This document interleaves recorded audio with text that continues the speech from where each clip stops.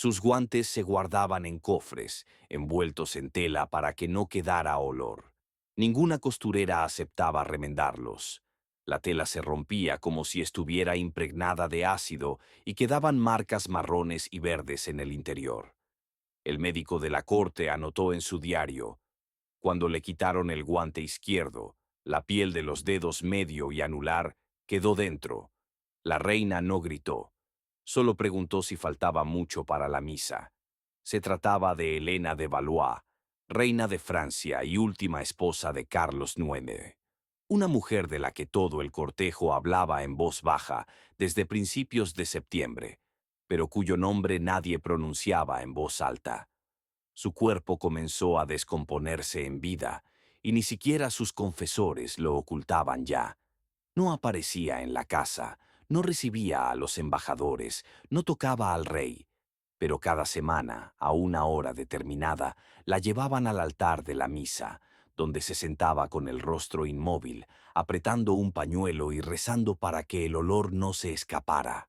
La descomposición comenzó por los dedos, y entonces se dijo que la culpa era de una herida causada por el pico de un halcón. La herida no se cerraba y, al cabo de una semana, apareció un pus oscuro y pegajoso debajo de la uña. Los sirvientes afirmaban que desprendía un olor dulce, como de dátiles podridos, y que una vez, al quitarle el guante con demasiada brusquedad, se le desprendió la uña con la carne y la piel comenzó a desprenderse en tiras. La trataron con ungüentos de vinagre y ceniza, le pusieron sanguijuelas, le untaron bálsamo eclesiástico, pero el tejido se pudría más rápido de lo que se conseguía quitar la costra. Los dedos se ennegrecieron. Al cabo de un mes, solo podían moverlos con la ayuda de la otra mano. Los sirvientes se marchaban uno tras otro. Una de las criadas, María de Laroche, fue interrogada más tarde por un sacerdote y declaró: olía como el pescado de pantano con el que alimentaban a los perros. Incluso cuando cerraban las puertas y las ataban con tela húmeda, el hedor se filtraba por las rendijas. Uno de los portadores perdió el conocimiento. El patio estaba en tensión.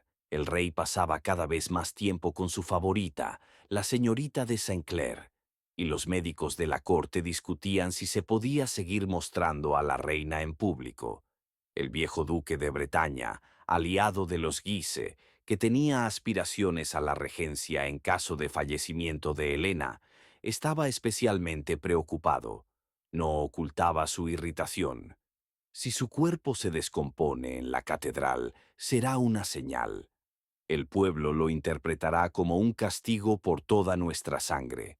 Los médicos, 3 en total, incluido el médico personal del cardenal Borbón, intentaron localizar la putrefacción con cataplasmas, punciones y vendajes de placas de plomo. Sin embargo, con el deterioro de las extremidades, aparecieron otros síntomas. Le salía una mucosidad oscura por la nariz. Tuvo fiebre durante 3 días seguidos, y una noche, la reina perdió el conocimiento durante la liturgia matutina. Al caer, uno de los sirvientes la sujetó por el brazo y se le quedó la mano pegada a la suya. Por la mañana la trasladaron a un dormitorio al sur, cuyas ventanas daban a un jardín cerrado. Allí le cambiaron la cama, quitaron las pesadas cortinas y colocaron en las esquinas del cuarto barriles de vino con vinagre e incienso. Todo esto lo anotó el chambelán marqués de Pontarel, que más tarde sería acusado de ocultar la peste en la corte. Él mismo indicó en su informe: se le han caído las uñas de los pies. En la parte interna de los muslos aparecieron úlceras que supuraban sangre. Por la noche tenía fiebre. Gritó 2 veces en sueños, llamando a su madre y a su padre. Una vez pidió que le reescribieran el testamento. Todo esto sucedía en un contexto de lento colapso político. Tras la muerte del delfín Arno, la corte estaba llena de rumores. Los aristócratas protestantes, que hasta hacía poco habían sido traídos a la corte en aras de la paz, volvían a sus tierras. Por París corrían rumores de que la reina había sido envenenada y que su enfermedad no era natural. El confesor, el padre Clemente, fue llamado 3 veces en 4 días. Tras la última visita, renunció a la corte y se retiró a un monasterio cerca de Orleans. En una carta al arzobispo de Tours, escribió: «He visto un cadáver que aún respiraba. Dios no habita en su carne». Lo más inquietante ocurrió en la misa siguiente. La reina, envuelta en pieles, fue llevada en una camilla y sentada en un banco. No se movía, tenía los ojos cerrados. Cuando el coro entonó el Agnus Dei, su mano, sin guante, descendió lentamente hasta las rodillas, y entonces se le desprendió un dedo, justo sobre la tela blanca del altar. Lo vieron 3 sacerdotes, un cortesano y unas 10 damas de la corte. Nadie gritó, solo un acólito dejó caer el incensario, que rodó con un sonido sordo por las losas. Después de eso, no la sacaron más. Permaneció en el dormitorio sur, donde las ventanas estaban cubiertas con 3 capas de tela y la entrada estaba custodiada por guardias.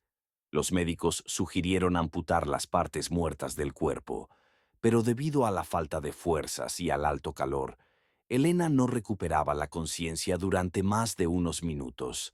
Su voz sonaba como un jadeo. Según la criada, la oreja se le ennegreció y se le desprendió al cambiarle el vendaje. Al final de la tercera semana se oía un silbido húmedo casi constante en la habitación.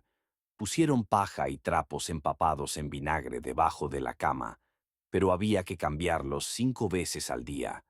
Los médicos ya no fingían. Se trataba de putrefacción en vida. Uno de ellos, instigado por el cardenal, intentó realizar un exorcismo, recitando un conjuro sobre el cuerpo y colocando un puñal consagrado sobre el pecho. A la mañana siguiente, se abrió un absceso purulento en el pecho de la reina. Por las noches reinaba el silencio en los aposentos. Más silencio del que debería haber cuando muere un cuerpo que en otro tiempo se consideraba un receptáculo de la voluntad divina. Los sirvientes ya no rezaban en voz alta, susurraban, a veces incluso se cruzaban en la sombra, pero no abiertamente, por miedo a ser acusados de herejía. Los que se quedaron no lo hacían por lealtad, sino por orden del canciller. Se les pagaba con fondos del tesoro, con la firma, por servicios especiales en la corte. Nadie pronunciaba el nombre de la reina, incluso en los informes se escribía ella o el cuerpo. No se abrieron las ventanas durante 2 semanas, la habitación se empañó por dentro. La tapicería de las paredes se ennegreció en las juntas y apareció moho pegajoso en la madera de la cama. Según la lavandera más joven, cuando le ordenaron cambiar la ropa de cama, las sábanas crujían por el líquido seco.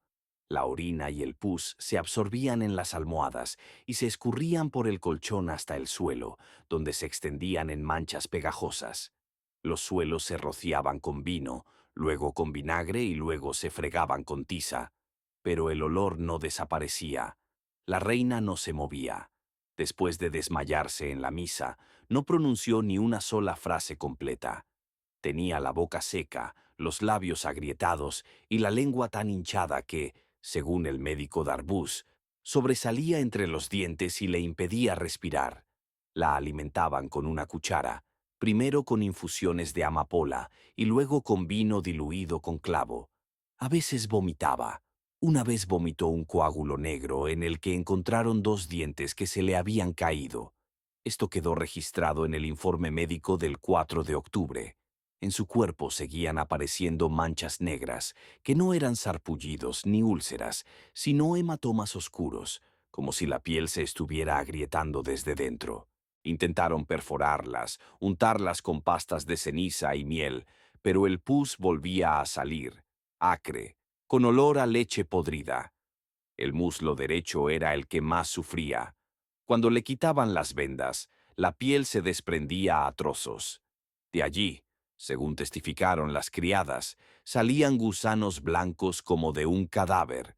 Uno de los sirvientes gritó y dejó caer la palangana. Le ordenaron que se callara. No se le volvió a ver. Al 9.º día después de la liturgia, La reina abrió los ojos y lloró, sin emitir ningún sonido. De sus ojos brotaba un líquido turbio. Cuando el médico se acercó a ella, intentó decir una palabra, tal vez su nombre, pero solo salió un silbido de su boca. Entonces intentó girar la cabeza y se le desprendió parte del lóbulo de la oreja izquierda. Un criado lo recogió con un pañuelo. Esa misma noche, el rey Carlos IX llegó en secreto al Al-Azur. Solo lo acompañaban 3 personas: su camarero, el arzobispo de Reims y una joven vestida de verde, la señorita de Saint-Clair. El rey no entró en la habitación. Se quedó detrás de la puerta, agarrado al arco, como si tuviera miedo de entrar. Durante unos minutos se limitó a observar cómo le cambiaban los vendajes. Luego se dio la vuelta y se marchó sin decir una palabra. Después de eso, se reforzó la guardia. La orden era breve: prohibidas las visitas. Para nadie. El cardenal de Guise ordenó que se celebrara un rito de exorcismo. Trajeron agua bendita, un incensario, encendieron velas y comenzaron a rezar. La reina se movió. Sus dedos, casi transparentes con la piel desollada, intentaron agarrar la cruz, pero ésta se le resbaló de las manos y, con ella, se desprendió la falange del meñique. El novicio se dio cuenta. No gritó, pero después del rito abandonó la abadía y no volvió a la corte. La crisis política se agravó. El nuncio papal se negó a dar la comunión a la reina en ese estado. Declaró que el diablo ya se había apoderado de ella y se retiró a un monasterio alegando indispensión. Solo quedó junto a la reina un anciano monje de Rouen que le leía salmos todos los días. No le hablaba, pero la miraba a los ojos cuando los abría. En una de sus notas escribió: «Hay miedo, no es dolor, solo horror ante lo que vendrá después». Mientras tanto, los tejidos seguían desprendiéndose del cuerpo. En la parte inferior de la espalda se abrió una herida que los médicos intentaron cubrir con piel de animal. No prendió. De la herida salía pus, mezclado con sangre y suciedad. Y un día cayó un trozo de tejido blando, probablemente parte de un músculo. Después de eso, ni los cardenales ni siquiera las damas de la corte se atrevieron a entrar en la habitación. Solo quedaron los sirvientes mudos y la doncella mayor, a la que obligaron a firmar un voto de silencio. Al mismo tiempo, en el patio comenzó la lucha por la regencia.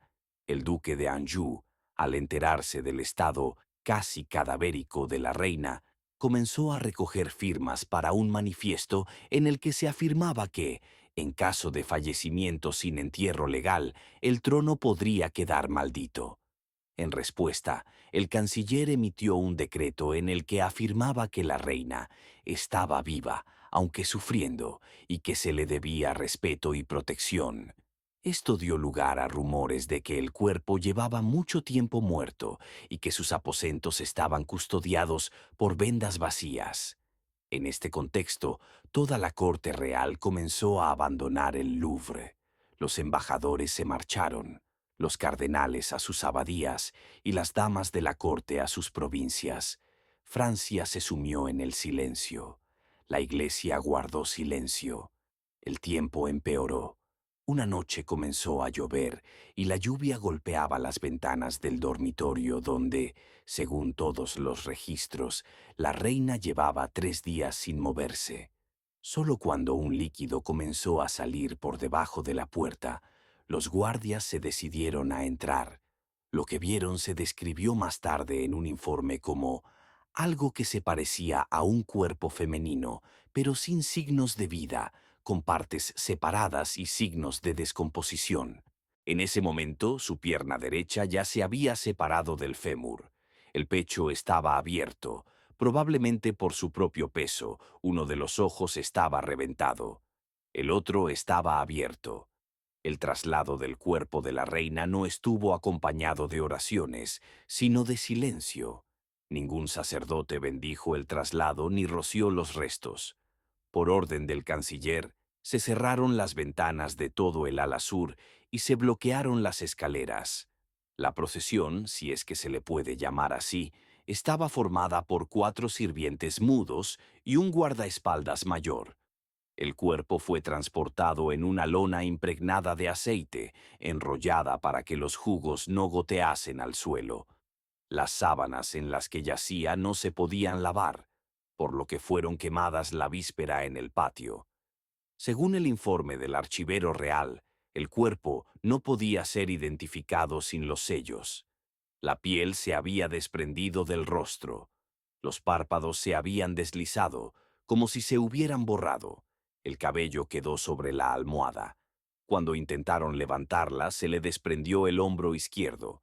Más tarde lo atribuyeron a la relajación post-mortem de los ligamentos. El olor era tan fuerte que el guardaespaldas, que llevaba más de 20 años al servicio de la corte, perdió el conocimiento a la entrada de la capilla. Los primeros intentos de embalsamar el cuerpo fracasaron. En el momento de la autopsia, las vísceras ya se habían convertido casi en una masa pastosa. El hígado se deshizo al tocarlo con el cuchillo, según señaló el médico Darbus. El estómago estaba completamente vacío. En los pulmones había espuma negra, probablemente debido a la descomposición interna. Todo ello con el corazón, según uno de los testigos, como hervido, blanquecino y con grietas en los bordes. El cadáver fue depositado sin ceremonias en un ataúd de plomo. El funeral se celebró en círculo cerrado. 3 sacerdotes, 2 cardenales y la guardia. Ninguno de ellos se acercó. La tapa fue clavada hasta el final de los salmos. Lo único que se oyó en voz alta fue un nombre, pronunciado en un susurro: Margarita. Nadie más la llamó así. Esa misma noche comenzaron los disturbios. La multitud reunida a las puertas del Louvre exigía pruebas de que la reina estaba muerta y no escondida. En la plaza se repartían notas que decían: la quemaron para ocultar los signos de la enfermedad diabólica. En el manuscrito de un sacerdote de Aviñón se conserva una nota: una mujer a la que se le caen los dedos durante la misa no puede ser santificada por Dios. Esto avivó la histeria. En la corte cundió el pánico. El duque de Anjou exigió que se abriera el testamento, pero no lo encontraron. El canciller declaró que aún no se había redactado y pidió un aplazamiento. Entonces comenzaron a desaparecer documentos. En una semana desaparecieron del archivo 6 volúmenes de correspondencia, entre ellos informes médicos, cartas al Papa y confesiones. Se sospechó del escribano mayor, pero no había pruebas. Lo ahorcaron sin juicio. Mientras el cuerpo yacía en la capilla, corrían rumores por París. El ataúd se mueve. Los testimonios divergían. Algunos aseguraban haber oído golpes, otros que habían visto cómo los guardias abrían 2 veces la tapa. Uno de los sirvientes confesó bajo tortura que había visto un gusano del tamaño de un dedo que se arrastraba por una rendija. Esto quedó reflejado en el acta del interrogatorio, pero fue tachado. La cremación ritual de las pertenencias del difunto tuvo lugar en la mañana del 4.º día después de su muerte. Se quemaron todas las telas, incluidas las cortinas, las almohadas e incluso parte de la tapicería. Los testigos afirmaron que el humo era oscuro y tenía un olor fuerte. Uno de los cardenales que observaba desde el balcón escribió más tarde: «Si el infierno huele, huele así». Tras la quema, se inició la desinfección del palacio. Se fumigaron las habitaciones, se rociaron con vinagre y se taparon las paredes. Entonces comenzaron a circular nuevos rumores: que la enfermedad que había afectado a la reina era contagiosa. 3 doncellas que la cuidaban murieron en el transcurso de una semana. Un médico cayó enfermo. El convento que acogió el cuerpo declaró la cuarentena. Por todo el reino comenzaron a circular cartas con descripciones de los síntomas: erupciones, pus, convulsiones, caída del cabello. Pero nadie lo llamaba peste. Era la maldición del cuerpo. La iglesia guardaba silencio. El papa no se pronunciaba. Los embajadores escribían a sus países sobre el terrible final y el posible cambio en la dinastía. En el seno del Consejo estalló una lucha. Los partidarios del duque de Borgoña acusaban al canciller de ocultar la muerte, de falsificar el testamento y de falsificar las últimas voluntades. Los que defendían el honor de la reina exigían que se anatematizara a quienes dudaban de la santidad de los sufrimientos. Al séptimo día, el cuerpo de la reina fue sacado del Louvre, en secreto, por la noche, en un carruaje cerrado, rodeado de soldados. No se anunció el lugar del entierro. Se decía que la habían enterrado en una tumba sin nombre, para no perturbar las almas de los vivos. Tras el funeral, que no se anunció públicamente, el país quedó sin reina y sin un plan claro de sucesión. El rey, aunque estaba vivo, no salía de sus aposentos. Según su camarero, murmuraba oraciones por el cuerpo que se pudría mientras el diablo lamía su alma. En el diario médico de la corte se registró: el monarca está inconsciente, no come, no se levanta. Su saliva se volvió turbia, tenía los dientes cubiertos de sarro y su aliento era pesado y fétido. El médico le recetó opio y luego sangrías diarias, pero él mismo fue destituido a los 2 días. Se reforzó la seguridad del palacio. En las paredes aparecieron iconos y reliquias sagradas, como si eso pudiera detener la propagación de los rumores. Pero el miedo ya estaba por todas partes. En París se rumoreaba que la muerte de la reina era el principio del fin de la dinastía, que la putrefacción de su carne era una maldición para toda la corte. El cirujano que examinó los restos en secreto escribió: el cuerpo se pudrió por dentro antes de que se apagara la vida. No es una enfermedad, es un castigo. La criada que lavó las manos de la reina por última vez desapareció. Su cama quedó intacta. Los sirvientes se negaban a entrar en las habitaciones, donde aún olía a vinagre, hierbas y algo espeso que recordaba al escabeche. Se fregaron los suelos, se repintaron las paredes y se quemaron las alfombras. Pero el olor no desaparecía. En el círculo interno comenzó una lucha. Uno de los obispos afirmó que el cuerpo no debía ser reconocido como santo y exigió una investigación, sospechando profanación herética. El duque de Nevers propuso convocar un consejo de nobles para distribuir los títulos por adelantado en caso de muerte del rey. Esto fue interpretado como una traición. Lo arrestaron 2 días después, con el pretexto de interferir en los asuntos de la Iglesia. El canciller, temiendo una revuelta, envió mensajeros con la noticia de que la reina había muerto de una infección en la sangre a causa de un absceso en la pierna. Ordenó que se leyera en todas las parroquias, pero el texto no se correspondía con la verdad. En el informe del forense, transcrito por un sirviente, se decía: la putrefacción de los dedos comenzó antes de que apareciera la herida. Se pudrieron ambas manos. La izquierda se desprendió antes de que terminara la misa. Mientras el rey agonizaba, su sobrino, el duque de Lorena, reunía un ejército. Ya había sobornado a partidarios en Sena y Burdeos, prometiéndoles reformas y el fin de la desintegración. La iglesia no intervino. Los sacerdotes guardaban silencio. Los cardenales se escondían. Un monje que huyó del Louvre escribió: oscuridad en las habitaciones. No hay luz. Incluso las velas se apagan. Esta carta pronto llegó a manos del obispo de Rouen y fue considerada una señal milagrosa del fin de una era. Cuando el rey murió 10 días después, su cuerpo no fue expuesto al público. No lo lavaron, ni lo afeitaron, ni lo vistieron.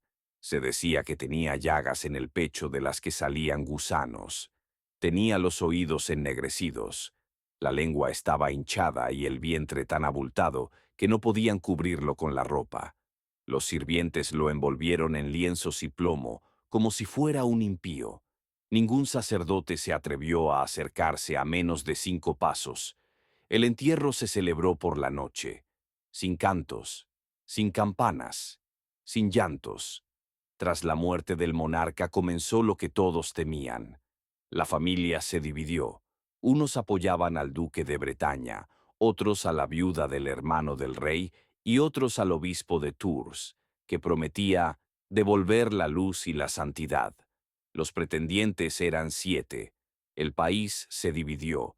Estallaron revueltas en todas partes. Un lord cerró la parroquia y anunció que la muerte de la reina era un castigo por la corrupción de los sacerdotes. En Normandía quemaron el monasterio donde se guardaba un trozo de la colcha de su lecho. La gente creía que la tela era contagiosa. En Tours, según los rumores, un campesino encontró un dedo, supuestamente conservado del cuerpo, e intentó utilizarlo como amuleto. Fue ejecutado públicamente. En toda Francia comenzó una época de anarquía. La carta del embajador de Sajonia decía: Francia apesta, no solo por los cuerpos, también por las almas. Un cronista de Borgoña escribiría más tarde: primero se pudrió la mujer, luego la cama, después las paredes, y finalmente el país. La historia de Margarita, la reina cuyos dedos se desprendieron durante la misa, no terminó en la muerte, sino en el miedo. Su muerte no provocó luto, sino podredumbre, política, eclesiástica, moral.